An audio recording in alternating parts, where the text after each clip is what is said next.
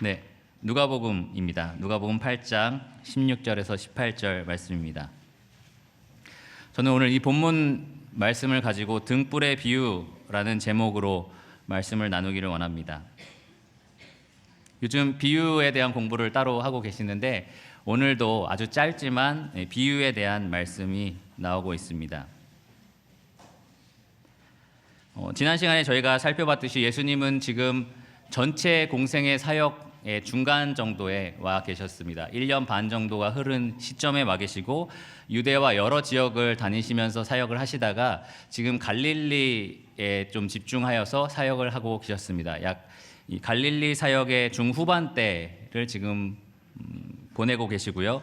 거기서 이제 조금은 더 제자들 중심으로 예수님의 말씀에 귀를 기울이는 사람들을 집중하여서 가르치고 계시고 있었습니다. 그래서 지난 시간에 저희가 살펴봤듯이 네 가지 종류의 땅의 비유를 말씀하시고서는 들을 귀 있는 자들은 들을지어다 라고 얘기하시고 그 자리를 떠나셨습니다. 무슨 의미지? 라고 아마 많은 사람들이 궁금해했을 겁니다. 그리고 예수님을 찾아온 다른 제자들, 그 뜻의 의미를 물어보는 제자들에게 그 의미를 설명해 주셨습니다. 오후에 이 비유에 대해서 아마 나누실 걸로 알고 계시는데 잠깐 리뷰를 하면 네 가지 종류의 땅에 대한 비유를 얘기하시면서 그 모든 네 가지 땅에 뿌려진 씨는 동일하다. 그 씨의 차이는 전혀 없었습니다. 동일한 하나님의 말씀이 골고루 모든 네 가지 종류의 땅에 뿌려졌는데 그 땅, 받는 그 땅의 종류가 달랐던 겁니다. 첫 번째 땅은 길가였는데요. 아주 단단하고 굳어진 땅. 마귀가 그 말씀이 들어왔을 때 바로 빼앗아가는 잘 듣지 않는 그러한 땅이었습니다. 두 번째 땅은 바위 혹은 돌밭이라고 불리는데요. 시련 당할 때 배반하는, 뿌리가 깊이 내리지 못해서 시련이 찾아오면 금방 없어지는 그러한 땅이었습니다. 또 세 번째 땅은 가시떨기가 있는 땅이었는데 이 가시떨기의 기운이 너무 세서 이 씨가 제대로 열매를 맺지 못하는 땅. 이 가시떨기에 대해서 예수님은 이생의 염려, 재물, 향락 이런 것들에 지금 정신이 팔려서 말씀을 제대로 받지 못하는 그러한 사람을 가리켰습니다. 마지막으로는 좋은 땅, 말씀을 받고 그리고 지키고 인내해서 결실을 맺는 그러한 땅을 가리켰습니다. 이 네 가지 종류의 땅이 있는데요. 세 가지는 열매를 맺지 못하는 땅이었고요. 마지막 좋은 땅 하나만 열매를 맺는 땅이었습니다. 그리고 이 비유를 마치시고 예수님은 바로 이어서 오늘 저희가 살펴볼 본문 16절에서 18절까지 등불에 대한 비유를 말씀해 주셨습니다. 먼저 본문을 읽도록 하겠습니다. 16절부터 18절까지 찾으신 줄 알고 제가 읽겠습니다. 누구든지 등불을 켜서 그릇으로 덮거나 평상 아래에 두지 아니하고 등경 위에 두나니 이는 들어가는 자들로 그 빛을 보게 하려 함이라. 숨은 것이 장차 드러나지 아니할 것이 없고 감추인 것이 장차 알려지고 나타나지 않을 것이 없느니라. 그러므로 너희가 어떻게 들을까 스스로 삼가라. 누구든지 있는 자는 받겠고 없는 자는 그 있는 줄로 아는 것까지도 빼앗기리라 하시니라. 오늘 이 비유는 아주 단순합니다. 그냥 16절 한 구절에 나오는 등불에 대한 아주 단순한 비유입니다. 그러나 그 해석은 쉽지 않습니다. 지난주에 종혁 형제가 15구절이나 되는 이 네 가지 종류의 땅의 비유를 설명했는데 저는 이 세 구절밖에 되지 않습니다. 하지만 지난주 설교보다 더 어렵다라고 제가 준비하면서 이야기를 했었는데요. 왜냐하면 첫 번째 이유는 예수님께서 그 의미를 설명해 주지 않으셨습니다. 예수님이 그 의미가 무엇이다 라고 말씀해 주지 않으셨습니다. 이 네 가지 땅의 종류의 비유에서는 이 씨는 무엇이고 하나님의 말씀이다 이런 이야기들을 쭉 해주셨는데요. 이 저희가 방금 읽은 등불의 비유는 16절에 나오는 등불이 무엇인지, 빛은 무엇인지, 등경은 무엇이고 여기 말하고 있는 평상은 무엇인지 이러한 것들에 대해서 예수님이 전혀 설명해 주지 않으셨습니다. 그래서 함부로 저희가 추측하기도 어렵습니다. 초대교회 오리겐이라는 학자는 평상이죠. 침대가 아니라 등경, 촛대인데요. 등경은 교회다 이렇게 해석을 했었습니다. 근데 저는 사실 그렇게 쉽게 결론을 내리기 어렵더라고요. 정확하게 무엇인지를 우리가 주님이 설명해 주지 않았기 때문에 어렵습니다. 두 번째로는 비유에 대한 적용이 조금은 뜬금이 없습니다. 16절의 비유가 나오고요. 16절 비유에서는 등불이 그 빛을 보게 하기 위해서 켜두는 것이다 라는 이야기입니다. 그리고 17절에는 원리가 나옵니다. 빛이 왜 존재하느냐? 빛은 어둠을 다 몰아내고 숨겨진 것들을 드러내기 위해서 존재한다. 빛의 특징에 대해서 원리를 설명하고 있습니다. 마지막에 이제 18절에 이 적용이 나오는데요. 18절 적용을 잘 보시면 처음에 예수님이 하신 말씀이 그러므로 너희가 어떻게 들을까 스스로 삼가라. 등불의 비유는 빛이었습니다. 눈에 보이는 거죠. 시각적인 겁니다. 원리도 마찬가지입니다. 빛입니다. 드러나는 것입니다. 근데 적용은 어떻게 들을까? 청각적인 얘기죠. 보는 거에 대해서 비유를 쭉 말씀하시고 어떻게 들을까 주의하라 하니까 조금은 이게 무슨 말이지라는 생각이 들 수가 있습니다. 마지막으로 이 본문이 조금 쉽지 않은 이유는 마지막에 예수님이 하신 말씀 때문입니다. 이상한 경고라고 제가 말을 붙였는데 18절 뒷부분에 오시면 누구든지 있는 자는 받겠고 없는 자는 그 있는 줄로 아는 것까지 빼앗기리라. 이 말씀이 의미하는 것은 무엇일까? 라는 생각이 듭니다. 단순한 비유, 그리고 어려운 비유, 하지만 아주 중요한 비유입니다. 말씀을 대하는 우리의 태도를 돌아보게 하는 비유고 하나님 말씀에 대해서 우리가 가지고 있는 믿음이 어떠한지를 점검해 볼 수 있게 해주는 말씀입니다. 이 네 가지 땅의 비유를 예수님이 얘기하셨을 때 그러니까 너네 좋은 땅이 되라, 좋은 땅으로 변하라 라는 말씀을 하지 않으셨습니다. 적극적인 말씀은 없으셨어요. 명령어가 딱 한 번 나오는데 들을 귀 있는 자는 들을지어다 하고 그 자리를 떠나셨습니다. 그런데 오늘 본문에서 18절에 예수님은 분명한 명령을 주고 계십니다. 보다 적극적인 명령을 주고 계시는데 저희가 아까 읽었던 것처럼 너희가 어떻게 들을까 스스로 삼가라. 오늘 말씀은 우리에게 보다 분명하고 적극적인 명령을 제시하고 있습니다. 과거에 그 네 가지 땅의 비유로 말씀을 드리면 좋은 땅이 되라, 너희가 좋은 땅인지 한번 확인해 봐라 라고 적극적으로 명령을 하고 계시는 겁니다. 마지막에 붙어 있는 경고의 말씀, 잘 들어야 하는 이유에 대해서 얘기합니다. 왜 잘 들어야 하느냐? 잘 들어야만 더 많이 받을 수 있다. 잘 듣지 않으면 있다고 착각하는 것까지 뺏길 수 있다. 아주 무서운 경고의 말씀이 붙어 있기 때문에 우리는 이 오늘 본문을 더 자세히 들을 수 있어야 합니다. 그래서 오늘 저는 이 세 가지로 나눠서 말씀을 드리기를 원합니다. 16절에 나와 있는 비유에 대해서 먼저 설명을 드리고 17절에 나와 있는 빛의 원리에 대해서 말씀을 드리고 마지막으로 18절의 적용에 대해서 말씀을 드리겠습니다. 먼저 16절의 비유입니다. 아까 읽었지만 다시 한번 잘 살펴보시면 누구든지 등불을 켜서 그릇으로 덮거나 평상 아래에 두지 아니하고 등경 위에 두나니 이는 들어가는 자들로 그 빛을 보게 하려 함이라. 이 비유 자체는 아주 단순한 이야기입니다. 예수님 당시에 아주 문화적으로 너무나 당연한 생활적인 이야기들을 예수님이 들어서 지금 영적인 의미랑 연결시켜서 설명하고 계십니다. 그래서 등불의 이야기를 하는 겁니다. 여기 연세가 있으신 모치님이나 부치님들은 과거에 호롱불 같은 거를 쓰셨을 겁니다. 저는 호롱불을 직접 쓴 적은 없고 본 적은 있습니다. 사극이나 어떤 민속촌 이런 데 가서 본 적은 있습니다. 예수님 당시에는 아마 그러한 기구들을 써서 불을 밝혔던 것 같습니다. 그래서 여기에 말하고 있는 등불은 그 당시에 이렇게 토기 안에 기름을 가득 채워서 심지를 넣고 거기에 불을 붙여서 불을 밝히는 그러한 도구였습니다. 오늘날의 램프나 형광등, 백열등 같이 쓰는 도구였고요. 오늘날에도 우리가 정전이 되면 초를 쓰잖아요. 그런 것처럼 그 당시에는 조명 기구가 이런 등불이었습니다. 또 여기 나와 있는 그릇으로 덮는다라는 표현에서 그릇은 이 조명을 끄는 기구였습니다. 뜨거운 촛불이나 등불을 손으로 끌 수는 없잖아요. 여러분들 중에 혹시 차력을 하시는 분들은 손으로 끄시겠지만 대부분은 아마 손으로 끄지 못할 겁니다. 그래서 이 불을 끄기 위해서 필요한 그릇이 있었습니다. 여기서 말하는 그릇이 바로 그 불을 끄기 위한 그릇을 말합니다.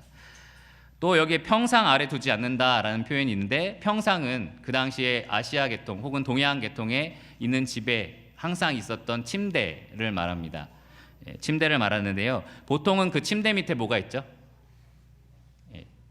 잡동사니가 있죠. 예, 여러 가지 불필요한 쓰레기나 여러분들의 그러한 감추고 싶은 짐들, 그러한 짐들이나 그러한 것들이 가득합니다. 그러한 것들이 가득한 이런 침대를 말합니다. 마지막으로 등경은 촛대를 말합니다. 호롱불이면 호롱불을 올려놓는 나무, 혹은 등불이라면 등불을 올려두는 등경, 촛대를 말합니다. 여러분 주보에 보시면 그림이 나와 있습니다. 그래서 아주 높게 세워져 있는 이러한 등경 위에 등불을 올려두면 빛이 방 안에 고루 퍼져서 모두가 보일 수 있는 그러한 구조가 되어 있습니다. 그래서 이 당시에 예수님 당시에 이 등불을 켠다는 것 너무나 당연한 얘기. 여러분들이 깜깜한 밤에 방에 들어가면서 불을 켜잖아요. 방의 안을 보기 위해서 불을 켜는 것과 동일한 아주 일상적인 이야기를 하고 계십니다. 캄캄한 밤을 비출 때에 등에 불을 붙여서 등경 위에 올려두어서 방 전체를 환하게 비추는 것, 너무나 당연한 이야기들을 하고 계십니다. 오늘날에도 우리가 정전이 되면 어떻게 하죠? 뭐 후레쉬나 이런 것이 있겠지만 그것이 없다면 초를 찾아서 거기에 심지에 불을 붙이고 그 다음에 그것을 방의 높은 곳에 위치합니다. 왜냐하면 그렇게 해야만 방 전체에 고루 빛이 퍼지기 때문입니다. 그 누구도 초에 불을 붙이고 그것에 뚜껑을 덮거나 아니면 그것을 침대 밑에 집어넣는 사람은 없습니다. 왜 그렇죠? 등불의 목적 때문에 그렇습니다. 등불의 목적은 그 빛을 통해서 컴컴한 방 안을 비추게 하기 위한 목적을 갖기 때문입니다. 오늘 본문 말씀에도 보면 이는 들어가는 자들로 그 빛을 보게 하려 함이라. 등불을 그 누구도 그릇으로 끄거나 침대 밑에 집어넣지 않는데, 왜냐하면 그 등불을 켜는 이유가 그 빛으로 모든 사람에게 보게 하기 위해서, 그 캄캄한 방을 비추게 하기 위해서다. 특별히 우리가 살아가는 세상은 옆집 불 때문에도 굉장히 밝거든요. 밤이라는 개념이 좀 많이 없어졌습니다. 너무 밝아요. 그런데 과거에 지금 연세가 많으신 분들을 기억하실 겁니다. 캄캄한 밤엔 진짜 캄캄하잖아요. 달빛이 아주 밝게 느껴질 정도로 아주 캄캄한 밤입니다. 그러한 캄캄한 밤, 그리고 캄캄한 방에 들어갈 때 이러한 빛이 반드시 필요합니다. 그래서 사람들은 이렇게 등불에 불을 켜서 등경 위에 높이 올려두는 일들을 했습니다. 그것이 지극히 당연한 일이었습니다. 자, 예수님은 왜 이런 얘기를 하셨을까? 등불은 과연 무엇을 의미하고 평상은 뭘 의미하고 그릇은 무엇을 의미할까? 우리는 참 고민이 많이 됩니다. 원리로 17절에 나와 있는 원리로 넘어가기 전에 그래서 등불에 대해서 성경이 혹시 이야기하고 있는 다른 부분은 없는지 생각해 볼 필요가 있습니다. 여기 말하고 있는 이 등불이라는 단어는 루크노스라는 단어인데요. 신약 성경에 14번 등장합니다. 14번 등장하는데 7번이 이 등불의 비유에 나옵니다. 이 누가복음 말고도 마가복음과 마태복음, 마가복음 4장과 마태복음 5장에 동일한 비유가 나오는데 그때 동일하게 이 등불, 루크노스라는 단어가 쓰였습니다. 또 진짜 사람이 들고 다니는 등불을 가리킬 때 2번 정도 사용됐습니다. 그 외에 그럼 이 등불의 의미가 무엇인지 우리에게 생각할 수 있게 해주는 몇 가지 구절들이 있습니다. 그래서 요한복음을 먼저 살펴보겠습니다. 요한복음 5장 35절, 신약성경 151페이지 요한복음 5장입니다. 지금 우리는 등불이 과연 무엇을 의미하는지 예수님이 직접 얘기해 주시지 않았기 때문에 성경 다른 부분들을 찾아서 성경이 말하고 있는 의미를 지금 찾아가려고 하고 있습니다. 요한복음 5장 35절부터 있습니다.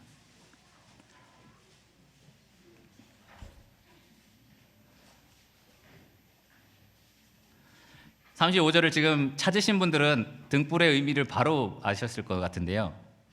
35절 보시면 요한은 켜서 비추이는 등불이라. 답을 찾으셨나요 이제? 아, 등불은 요한이구나. 요한이 곧 등불이구나 라고 생각하실지도 모릅니다. 우리 교회도 등불이 몇 명 있죠? 요한이 곧 등불이구나 라고 생각하실 수도 있습니다. 계속해서 그 말씀을 보시면 너희가 한때 그 빛에 즐거이 있기를 원하였거니와. 요한은 등불로서 빛을 전달하는 도구였고 요한이 전달한 어떤 메시지가 빛이구나라는 것을 저희가 생각해 볼 수 있습니다. 요한이 무엇에 대해서 증거했죠? 참 빛에 대해서 증거했었습니다. 하나님의 진리를 전파했던 사람입니다. 복음을 전파했었습니다. 회개하라, 천국이 가까이 왔느니라. 요한의 메시지였습니다. 요한은 등불로서 그 빛을 전달하는 수단이 되었었습니다. 예수님은 계속해서 말씀하시기를 내게는 요한의 증거보다 더 큰 증거가 있으니 아버지께서 내게 주사 이루게 하시는 역사 곧 내가 하는 그 역사가 아버지께서 나를 보내신 것을 나를 위하여 증언하는 것이요. 여기서 예수님도 요한처럼 등불의 역할을 하고 계시다. 하나님의 진리를 드러내고 계시는데 첫 번째 증거가 아버지께서 나를 통해서 하시는 역사, 예수님의 기적과 예수님의 권세 있는 말씀과 하시는 모든 사역을 통하여 하나님의 나라가 지금 전파되고 있는 것입니다. 예수님이 등불로서 하나님의 빛을 사람들에게 증명하고 계십니다.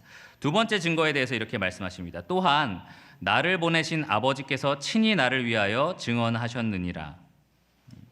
또 다른 증거는 하나님께서 직접 말씀으로 이 아들을 통하여 빛을 전달하고 계셨습니다. 예수님이 나는 내가 원하는 것들을 말하는 것이 아니라 내가 자의적으로 말하는 것이 아니라 아버지께서 내게 하신 말씀을 너희에게 한다라고 하셨습니다. 하나님의 진리가 예수님을 통하여 전파되고 있는 것입니다. 또 예수님이 침례 받으셨을 때 하늘이 열리고 어떤 음성이 들렸죠? 이는 내 사랑한 자요 내 기뻐하는 자다.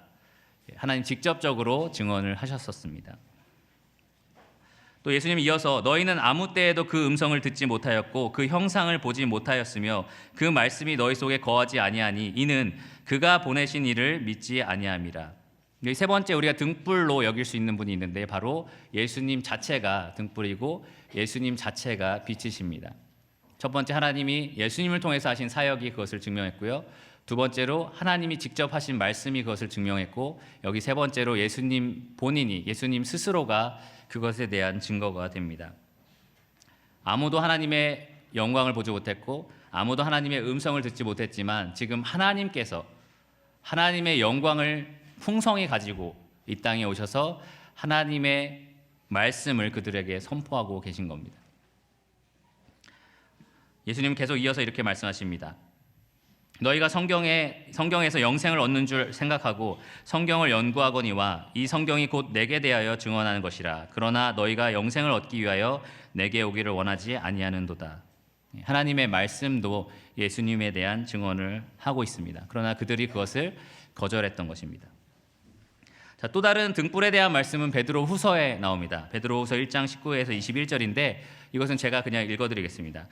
또 우리에게는 더 확실한 예언이 있어 어두운 데를 비추는 등불과 같으니. 더 확실한 예언, 하나님의 말씀을 가리킵니다. 그 말씀이 어두운 데를 비추는 등불과 같다. 하나님의 말씀, 기록된 말씀이 등불이다. 그 말씀이 증거하는 것은 무엇이죠? 하나님입니다. 하나님의 나라에 대해서 말하고 있습니다. 계속해서 베드로는 날이 새어 샛별이 너희 마음에 떠오르기까지 너희가 이것을 주의하는 것이 옳으니라. 먼저 알 것은 성경의 모든 예언은 사사로이 풀 것이 아니니 예언은 언제든지 사람의 뜻으로 낸 것이 아니요 오직 성령의 감동하심을 받은 사람들이 하나님께 받아 말한 것임이라. 이 말씀을 통해서 저희가 알 수 있는 것은 등불, 하나님의 진리를 전달하는 도구로서 등불은 하나님의 말씀이었다, 성경이었다라는 것을 알 수 있고요. 그 말씀이 증언하는 것이 바로 하나님의 진리, 그 빛이었다라는 것을 알 수 있습니다. 첫 번째 요한이 등불이었죠. 두 번째 예수님이 등불이었고 세 번째 여기서 하나님의 말씀이 등불이라는 것을 알 수 있습니다. 마지막으로 계시록에 2번 정도 등불이 나오는데요. 한번 잘 들어보십시오. 그 성은 계시록 21장 23절입니다. 그 성은 해와 달의 비침이 쓸데없으니 이는 하나님의 영광이 비치고 어린 양이 그 등불이 되심이라. 어린 양은 누구를 가리키는지 다 아시죠? 예수님을 가리킵니다. 예수님 본인이 예수님 스스로가 등불로서 하나님의 영광을 드러내고 계신다라는 얘기를 하고 있습니다. 또 계시록 22장 5절에 보면 다시 밤이 없겠고 등불과 햇빛이 쓸데없으니 빛을 내는 그 어떤 것들도 그 나라는 필요 없다. 왜냐하면 이는 주 하나님이 그들에게 빛이심이라 라고 말하고 있습니다. 하나님 자체가 하나님께서 직접적으로 그 빛을 진리를 영광을 사람들에게 비추는 그러한 역할을 그 나라에서는 한다라는 말씀입니다. 결론적으로 그럼 등불은 뭘까요? 우리가 추측해 볼 수 있는 예수님 여기서 등불은 뭐다라고 얘기 안 하셨지만 우리가 등불을 뭐라고 할 수 있을까요? 하나님의 진리를 하나님의 그 말씀을 세상 사람들에게 선포하는 여러 사람들 혹은 도구를 말합니다. 세례 요한이 그런 일을 했었고요. 하나님이 세우신 수많은 선지자들이 그 일을 했었고, 또 예수님도 그 일을 직접 하셨고, 또 하나님의 말씀 성경도 그 일을 하고 있습니다. 그 등불은 항상 하나님의 빛을 사람들에게 전파하는 일을 했습니다. 한 가지 특이한 것은 예수님인데요. 예수님은 등불이시자 곧 참 빛 그 자체이셨습니다. 그래서 히브리서 기자는 1장 1에서 2절을 보면 옛적에는 선지자들을 통해서 여러 모양과 여러 부분으로 하나님의 말씀, 하나님의 진리를 선포하셨던 하나님께서 마지막 날에 그 아들을 통하여 그 일을 하신다라고 하셨습니다. 하나님의 아들 예수님은 하나님의 큰 등불이시자 그 빛 자체이십니다. 자, 이제 빛의 원리에 대해서 17절에 예수님은 계속해서 이어서 말씀하십니다. 여러분 누가복음에 다시 돌아오셔서 과연 빛의 원리는 무엇이냐? 17절에 보면 숨은 것이 장차 드러나지 아니할 것이 없고 감추인 것이 장차 알려지고 나타나지 않을 것이 없느니라. 빛의 특징은 바로 그것입니다. 어두운 것들을 드러낸다. 여러분 캄캄한 밤에 방에 들어가서 불을 켜면 캄캄해서 보이지 않는 모든 것들이 여러분 눈앞에 들어오게 될 것입니다. 우리가 빛이 하나도 없다면 앞을 보지 못하는 사람과 동일한 삶을 살 수밖에 없습니다. 그러나 빛이 우리에게 주어졌을 때 모든 것을 볼 수 있는 능력을 얻습니다. 이것이 바로 빛의 특징입니다. 빛은 모든 흑암을 몰아내는 특징을 갖고 있습니다. 어두움 가운데 감춰져 있고 숨겨져 있는 것처럼 보이는 모든 것을 드러내는 것이 이 빛의 특징입니다. 흥미로운 것은 숨은 것, 감추인 것들이 장차 드러날 것이다. 장차 보여질 것이다. 또 장차 나타날 것이다 라고 예수님이 말씀하셨는데 반드시 그렇게 될 것이다 라는 말씀입니다. 감추어졌다라는 표현이 성경 다른 부분에 나오는데 이 말씀이 굉장히 흥미롭습니다. 골로새서 2장 2절에서 3절인데요. 하나님의 비밀인 예수 그리스도를 깨닫게 하려 함이니 그 안에는 지혜와 지식의 모든 보화가 감추어져 있느니라. 참 빛이신 예수님이 오셔서 하나님의 등불로서 하나님의 진리를 증거하시는데 모든 감추어졌던 모든 숨겨져 있던 하나님의 진리를 세상에 드러내신다는 것입니다. 그래서 톰 라이트라는 주석가는 이런 말을 했었는데요. 누가의 지금 관점, 이 갈릴리 사역을 하고 있는 예수님의 관점에서 이 예수님의 말씀을 듣고 있던 제자들에게는 많은 것들이 감춰져 있었습니다. 예수님이 십자가에 돌아가셔야 된다는 사실, 그들에게는 좀 생소한 일이었습니다. 예수님이 돌아가시고 부활하신다는 사실도 그랬습니다. 예수님이 승천하시고 교회의 시대가 임한다. 교회를 하나님이 만드실 것이다. 유대인과 이방인이 하나가 되는 한 공동체 교회가 세워질 것이다. 이것도 그들에게는 생소한 일이었습니다. 우리에게는 모두 다 지금 알고 있는, 우리가 다 알고 있는 얘기지만 이들에게는 그것들이 감춰져 있던 진리였습니다. 구약 시대로 넘어가 보면 메시아가 누구다, 메시아가 인간이다 라는 것 자체가 이들에게는 좀 생소했을 겁니다. 메시아가 하나님이셨다라는 사실도 생소한 일이었을 겁니다. 아담과 하와가 교회의 존재에 대해서 알았을까요? 그들에게 감춰져 있던 것이었습니다. 그러니까 예수님은 이 자리에서 말씀하고 계신 겁니다. 빛이 하는 일이 무엇이냐? 감추어진 것, 숨겨져 있던 것을 드러내는 것이다. 내가 너희에게 참빛으로 이 자리에서 모든 하나님의 비밀들을 이제 드러내겠다라고 말씀을 하시는 것입니다. 실제로 예수님은 그런 말씀을 대제사장 앞에서 하셨는데요. 요한복음 18장 20절과 21절을 보시면 대제사장이 예수님에게 뭐라고 했을 때 예수님이 이렇게 말씀하셨습니다. 내가 드러내놓고 세상에 말하여노라. 모든 유대인들이 모이는 회당과 성전에서 항상 가르쳤고 은밀하게는 아무것도 말하지 아니하였거늘 어찌하여 내게 묻느냐. 예수님은 지금 갈릴리에서도 여러 회당을 돌아다니면서 하나님 나라의 비밀을 밝혀주고 계십니다. 그들이 알지 못했던, 그전에는 감추어져 있던, 숨겨져 있던 모든 하나님의 비밀과 그 모든 지혜와 비밀들을 밝혀주고 계십니다. 마치 여기 비유에 나오는 빛처럼 어두운 것들을 다 몰아내고 참된 하나님의 진리에 대해서 말씀해주고 계십니다. 과거부터 생각해보면 하나님의 계시는 항상 점진적이었습니다. 아담과 하와에게는 아까 말씀드린 것처럼 교회의 비밀이 알려지지 않았었습니다. 구약 시대에는 메시아가 오실 거라는 사실을 소수의 사람들만 알고 있었습니다. 또 메시아가 어떤 분이고 언제 오셔서 어떤 일을 하실 거라는 것도 다 알려지지는 않았었습니다. 그러나 항상 그 시대에 하나님은 빛을 비추고 계셨습니다. 그들에게 충분한 만큼, 풍성한 만큼 항상 하나님은 진리를 백성들에게 알려주고 계셨습니다. 한 번도 이 빛은 그들에게 감추어진 적이 없었고요. 한 번도 이 하나님의 말씀이 그들에게 알려지지 않은 적도 없었습니다. 하나님은 항상 그분의 진리를 백성들에게, 하나님의 백성들에게 선포하셨었습니다. 그런데 지금 이 시점이 아주 특별합니다. 예수님이 이 말씀을 하고 있는 시점이 아주 특별합니다. 과거에도 아담과 하와 시대에도 하나님이 지으신 창조물인 태양이 매일매일 하나님의 신성을 찬양을 했었습니다. 하나님의 빛을, 우리가 볼 수 있는 빛을 제시한 것도 있지만 정말 하나님이 살아계시다는 것도 우리에게 알려주었었습니다. 또 구약의 선지자들과 예언자들도 하나님의 진리를 필요한 만큼 알려주고 있었습니다. 근데 이 시점이 왜 중요하냐? 그동안 등불의 역할을 했던 여러 선지자들보다 더 훌륭한 등불, 그리고 등불일 뿐만 아니라 참빛 그 자체이신 예수님께서 직접 오셔서 하나님의 나라에 대한 비밀을 직접 밝혀주고 계시기 때문입니다. 그동안 감춰져 있던 것의 절정을 그들에게 베풀어주고 계시기 때문입니다. 빛의 실체가 되시는 분, 요한복음 말씀에 따르면 참빛, 곧 세상에 와서 각 사람에게 비추는 빛이요, 또 나는 세상의 빛이니 나를 따르는 자는 어둠에 다니지 아니하고 생명의 빛을 얻으리라 라고 말씀하신 그분께서 직접적으로 하나님 나라의 비밀을 밝혀주고 계시기 때문입니다. 그 어느 시대에도 이처럼 강렬하게 하나님의 진리를 눈에 띄게 맛볼 수 있는 시대가 없었습니다. 그들은 지금 참 빛 예수님 앞에서 이 말씀을 듣고 있는 상황이었습니다. 자, 예수님 여기까지 말씀을 하시고 18절에 적용을 말씀하고 계십니다. 그동안 하나님의 진리는 너희에게 숨겨진 적이 없었다. 그리고 지금 이 순간 가장 강렬하게 하나님의 진리가 참 빛인 나를 통해서 너희에게 선포되고 있다. 감추어진 것들이 앞으로 더 드러날 것이고, 예수님 사실 누가복음 뒷부분에 보시면 계속해서 진리들을 더 말씀해 주십니다. 자, 이제 씨 뿌리는 자의 비유에 따르면 뿌려지는 씨에는 아무 문제가 없었습니다. 하나님의 진리엔 아무 문제가 없습니다.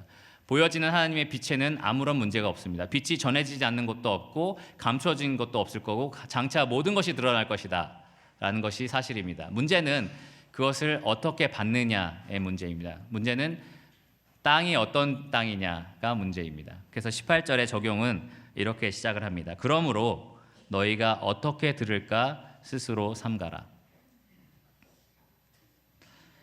구약시대와 신약시대 대부분의 하나님의 말씀이 음성을 통해 전달이 됐습니다. 저희 모두가 성경을 가지고 있지만 그 당시에는 대부분 선지자를 통해서 또 랍비들을 통해서 음성으로 이렇게 말씀 시간에 말씀을 듣는 형식으로 하나님의 진리를 접했습니다. 그래서 어떻게 들을까라는 말이 나오는 게 지극히 당연합니다. 특히 로마서에 보면 믿음은 들음에서 난다 라고 되어 있습니다. 보는 것에서 난다가 아니라 들음에서 난다. 하나님의 진리를 대부분 듣는 것에서 얻었기 때문입니다.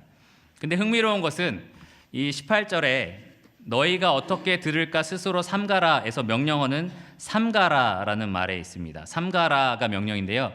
이 삼가라는 블레포라는 단어인데 이 블레포의 원래 의미는 보라입니다. 보다. 관찰하라. 사력 있게 집중하여 살펴보라라는 의미를 갖습니다. 그래서 18절에 나와 있는 명령어는 이렇게 해석할 수 있습니다. 너희가 어떻게 듣는지 스스로 잘 관찰해봐라. 너희가 하나님 말씀을 어떤 식으로 듣고 있는지, 어떻게 듣고 있는지를 스스로 잘 살펴보라는 말입니다. 여러분 지금 아이들을 어린이집이나 학교, 특별히 중학교, 고등학교, 초등학교 이런 데 애들을 보내고 있는데요. 만약에 여러분이 집에서 TV를 켜서 CCTV를 통해 여러분 아이들이 수업을 어떻게 듣고 있는지를 볼 수 있다. 여기 있는 학생들이 아마 공포감에 두려워할 것 같은데 어떨 것 같습니까? 여러분 아이들을 보면 어떨 것 같아요? 아, 얘가 수업을 잘 듣고 있구나, 아니면 듣고 있지 않구나라는 걸 여러분 바로 볼 수 있을 겁니다. CCTV를 통해서 내 아이의 수업 태도가 이렇구나라는 걸 분명히 볼 수 있을 것입니다. 저도 이 자리에 서서 보면 이분들이 잘 듣고 있구나, 이분은 잘 안 듣고 있구나라는 것이 잘 보입니다. 하지만 계속 집중해서 볼 수는 없죠. 하지만 그런 것들이 어느 정도는 보입니다. 근데 마치 CCTV로 여러분들이 설교를 듣는 모습, 여러분이 아침마다 혹은 성경을 필 때마다 어떠한 태도로 보고 있는지를 찍어 놓는다고 한번 생각해 보십시오. 여기는 명령어가 약간 그런 명령어입니다. 너희들이 말씀을 어떻게 듣고 있는지, 말씀을 어떻게 대하는지를 한번 살펴봐라. 한번 직접 눈으로 봐라. 저희가 이렇게 CCTV를 통해서 보는 것은 그 사람의 외형적인 모습밖에 볼 수 없습니다. 정말 집중하고 뭔가 적는 것 같은데 사실은 엉뚱한 걸 적을 수도 있고요. 사실은 너 오늘 점심 뭐 먹을래 이런 것들을 적을 수도 있고요. 때로는 눈은 고정되어 있지만 정신은 다른 곳에 있는 사람도 있습니다. 우리가 CCTV를 통해서는 그렇습니다. 근데 오늘 이 명령어는 그런 것보다 더 들어갑니다. 나 스스로 나를 살펴봐라. 스스로 삼가라. 나 스스로를 한번 생각해 보라는 겁니다. 내가 하나님 말씀에 대해서 어떤 태도를 갖고 있느냐, 내가 설교를 들을 때, 내가 말씀을 대할 때마다 어떠한 자세로 듣고 있느냐, 그것을 스스로 한번 잘 집중해서 살펴봐라. 그 전에 나왔던 네 가지 땅의 비유와 연결시켜서 생각해 보면 네가 어떤 땅인지 한번 생각해 봐라 라는 말입니다. 너는 길가에 뿌려진 씨처럼 그러한 땅이냐, 아니면 너는 돌밭과 같은 땅이냐, 아니면 가시떨기 나무에 떨어진 씨 같은 그러한 땅이냐, 혹은 좋은 땅이냐, 스스로를 한번 잘 생각해 봐라. 예수님이 그런 말씀을 지금 하고 계십니다. 여러분의 말씀 듣는 태도는 어떻습니까? 제가 지금 이 자리에서 요한처럼 저는 아주 작은 하나님의 등불로서 하나님의 빛을 여러분에게 베풀고 있습니다. 등불로서의 역할만 할 뿐입니다. 저에게 전해지는 빛은 그러나 하나님의 진리입니다. 하나님의 말씀입니다. 여러분, 그 말씀 앞에서 여러분 어떤 태도를 가지고 계십니까? 물론 전하는 사람도 잘 전해야 됩니다. 그런데 듣는 사람도 아주 중요합니다. 저와 아내는 그 미국에 있을 때 세계적인 설교가라고 불리는 존 메가더 목사님 설교를 매주 들었습니다. 근데 종종 저희는 옆에 같이 듣고 있던 사람들이 있었는데요. 그분들과 주머니에 손에 사탕 같은 걸 이렇게 줘요. 그러면서 잘 버티자. 너무 힘드니까 이제 사탕을 먹으면서 우리 잘 이겨내보자. 사탕 주는 시간이 있습니다. 그래서 제가 하루는 우리 이러지 말고 하루는 김밥을 싸우자. 그래서 설교 듣는 동안 김밥을 풀어놓고 같이 먹자. 이런 얘기도 했었습니다. 설교 정말 잘하는 사람 앞에서도 그것을 듣는 것이 굉장히 어려웠던 것이 사실입니다. 제가 이 이야기를 하는 것은 그런 일시적인, 어느 날은 피곤해서 잘 들리지 않고 어느 날은 이상하게 집중이 잘 안 되는 날도 있습니다. 근데 여기서 말하고 있는 질문은 그러한 일시적인 여러분의 말씀 듣는 태도를 얘기하는 것이 아니라 전반적으로 말씀에 대한 태도가 어떻습니까? 라고 묻고 있는 것입니다. 여러분이 어느 날 너무 피곤해서 밤을 새고 오셔서 졸고 있을 때 저 사람 말씀 듣는 태도가 별로야, 이러한 평가를 얘기하는 것이 아닙니다. 그러나 여러분이 매주 참석하는데 매주 말씀을 안 듣는다, 매주 건성으로 듣고 있다, 그것은 여러분의 믿음의 상태를 보여주는 그러한 기준이 되기도 합니다. 주님은 너희 스스로를 잘 살펴봐라 라고 말씀을 하고 계십니다. 여러분 어떻습니까? 여러분 말씀을 잘 들으려고 노력하십니까? 아니면 듣지 않으려고 노력하십니까? 빛이 있는데 빛 가운데 더 나아가기 위해서 노력하십니까? 아니면 빛을 피해서 어둠으로 숨기 위해서 노력을 하십니까? 이 자리에서 말씀을 들을 때 혹은 여러분이 하나님 말씀을 대할 때 여러분 마음이 어떠한지를 잘 점검해 보시기를 바랍니다.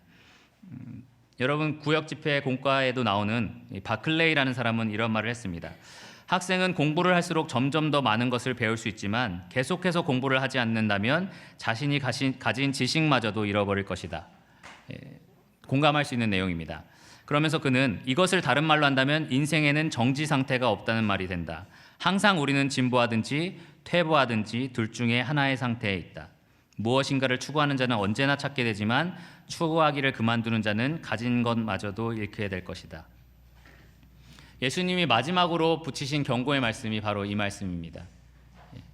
난 말씀 잘 알고 있어. 이미 예수님이 하신 말씀 다 알고 있어. 충분히 알고 있어. 라고 말하면서 정작 말씀을 듣는 태도가 좋지 못하다면, 옳지 않다면 그 사람은 가지고 있다라고 착각하는 것마저 빼앗기게 될 것이라는 경고의 말씀입니다. 그래서 우리는 자기 자신을 잘 살펴봐야 합니다. 내가 정말 잘 들으려는 사람인가? 하나님 말씀에 귀를 기울이려는 사람인가? 빛에 나아가려고 하는 사람인가? 아니면 멀어지려고 하는 사람인가? 듣지 않으려고 하는 사람인가? 과연 무엇이 나의 말씀을 듣는 태도를 보여주고 있는가 잘 살펴봐야만 합니다. 바른 자세를 갖고 있는 사람은 항상 말씀을 귀 기울여서 듣습니다. 주님의 말씀에 귀를 기울여서 잘 듣는 사람입니다. 여기 좋은 땅의 비유에서 나온 것처럼 말씀을 듣고 그것을 지키고 인내로서 결실을 맺는 사람들이 잘 듣는 사람들입니다. 그 사람들은 이미 하나님 말씀을 통해서 가지고 있는 것들이 더 풍성하게 받게 될 것이다 라고 예수님은 말씀하셨습니다. 그리고 바른 자세를 가지고 있지 않은 사람은 스스로는 안다고 착각하는 사람입니다. 스스로는 말씀을 잘 알고 있다라고 착각하고 있고요. 그리고 그것으로 충분해서 난 더 안 들어도 돼. 나는 말씀이 필요 없어 라고 생각하는 사람들입니다. 그러한 사람들은 주님의 말씀에 따르면 이미 가지고 있는 것까지도 빼앗기게 될 것이다 라는 말씀을 하고 있습니다. 이런 사람은 바울이 지적했던 사람과 같습니다. 디모데후서 3장 7절에 보면 항상 배우나 끝내 진리의 지식에 이를 수 없는 사람이라는 표현이 나옵니다. 항상 말씀을 대하고 항상 배우지만 끝내 진리의 말씀에는 이르지 못하는 사람입니다. 그리고 바울은 그들의 어리석음이 장차 드러나게 될 것이다 라고 말씀을 했습니다. 실제로 이러한 사람들이 있는지 한번 예수님 당시의 시대로 한번 생각해 보겠습니다. 예수님 당시에 이 말씀을 들었던 많은 사람들, 바리새인, 서기관, 또 예수님의 기적이 좋아서 따라오던 많은 사람들, 특히 그들은 예수님의 말씀에 권위가 있기 때문에 따라다녔습니다. 정말 좋은 설교가야. 많은 사람들이 따라다녔습니다. 저 사람 병자도 고치고 너무 훌륭한 사람이야. 많은 사람들이 따라다녔습니다. 도덕적으로 훌륭한 사람이야. 정말 멋있는 사람이야. 사람들이 많이 따라다녔습니다. 근데 그들은 예수님이 어려운 얘기를 했을 때, 그들의 유익과 반하는 얘기를 했을 때, 내가 빛이니까 나를 받아들여라 라는 이야기를 했을 때 예수님을 거절했습니다. 끝내 그것들을 거절했습니다. 예수님, 나는 생명의 떡이다 라고 했을 때 많은 사람들이 예수님을 떠났고 다시는 예수님을 쫓지 않았습니다. 그런 사람들은 다 그냥 그런 사람이다 라고 생각을 하고요. 예수님의 가장 측근인 12제자들 중에 한 사람도 결국은 예수님을 거절하는 사람이 되었습니다. 이 사람은 예수님의 많은 기적들을 바로 옆에서 본 사람이었습니다. 예수님의 영생의 말씀들을 바로 옆에서 들었던 사람이었습니다. 이 비유에 대한 해석, 4가지 땅에 대한 비유의 해석도 옆에서 들었을 겁니다. 그리고 예수님이 폭풍우를 잔잔하게 하고 그런 여러 가지 이적을 했을 때 당신은 정말 하나님의 아들입니다라는 고백도 했던 사람이었습니다. 수많은 사람들이 예수님을 떠났을 때 영생의 말씀이 주님께 있사오니 우리가 누구에게로 가오리까?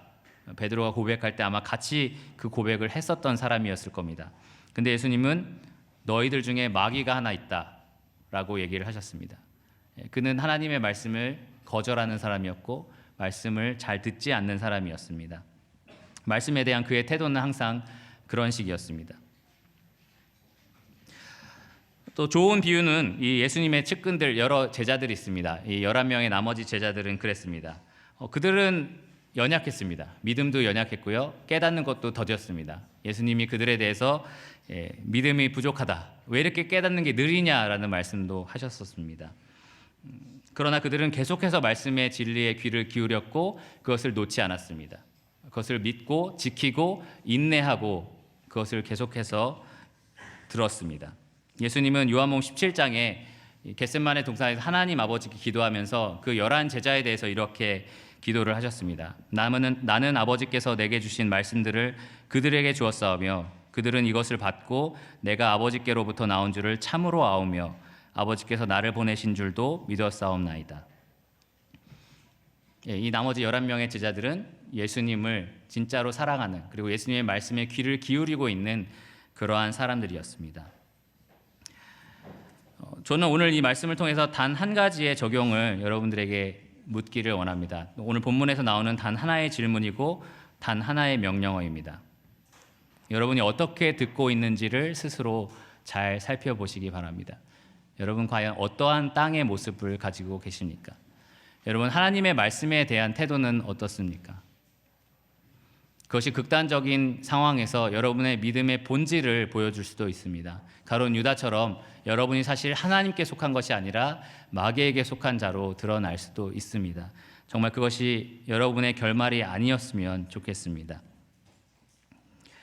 그리고 여러분들이 과연 하나님을 믿고 하나님 말씀을 잘 따르고 있는 분이라면 계속해서 그렇게 하시기를 바랍니다. 여러분이 이미 알고 있는 것들을 더 하나님이 풍성하게 채워주실 것입니다. 더 하나님의 은혜를 여러분에게 많이 베풀어 주실 것이고 또 하나님의 진리를 더 많이 여러분에게 체험하도록 또 알게 하도록 하나님께서 그렇게 역사하실 것입니다. 여러분이 어떻게 듣는지를 잘 생각해 보시기 바랍니다. 마지막으로 이 이야기를 하고 말씀을 줄이려고 합니다. 예수님이 부자와 나사로 비유를 이야기를 하시면서 어떤 이야기를 하셨냐면 부자가 이제 뜨거운 지옥에 있었습니다. 뜨거운 지옥불에 있어가지고 저 말고 이 나사로를 내 자녀들에게 보내서 이 뜨거운 지옥에 오지 못하게 해달라라고 구하게 됩니다. 그때 하나님 뭐라고 얘기하셨는지 기억하십니까? 예, 그들에게 모세와 선지자가 있으니 그것을 듣지 않는다면 죽은 자가 부활해서 말해도 듣지 않을 것이다. 예, 그것이 말씀을 대하는 태도가 정말 중요하다는 사실을 또 말해줍니다. 모세와 선지자는 구약 성경을 의미합니다. 그들에게 성경이 있으니 하나님 말씀이 있으니 말씀을 듣는 태도가 그렇다면 죽은 자가 부활해서 그들에게 직접 이야기할지라도 그들이 듣지 않을 것이다. 그것이 죄인의 완악함입니다. 지금 그들은 참 빛이신 예수님의 말씀을 직접 듣고 있었습니다. 예수님의 놀라운 기적과 신성을 눈앞에 보면서 그 진리를 보고 있었습니다. 그런데도 그 가운데 그것을 거절하는 사람들이 있었습니다. 저는 유평의 한 성도님이라도 이 진리를 거절하는 것으로, 그래서 알고 있다라고 착각하는 것 같이 다 빼앗기는 그러한 일이 아무에게도 일어나지 않기를 간절히 기도합니다. 그러기 위해서라도 여러분 스스로를 돌이켜 보시고 과연 나는 말씀을 어떻게 듣고 있느냐, 어떻게 대하고 있느냐 한번 자세히 살펴보시기를 바랍니다. 여러분이 마치 CCTV로 여러분의 삶을 다시 돌려보는 것처럼 여러분의 삶을 다시 한번 잘 생각해 보시기를 바랍니다. 기도하시고 말씀을 줄이겠습니다.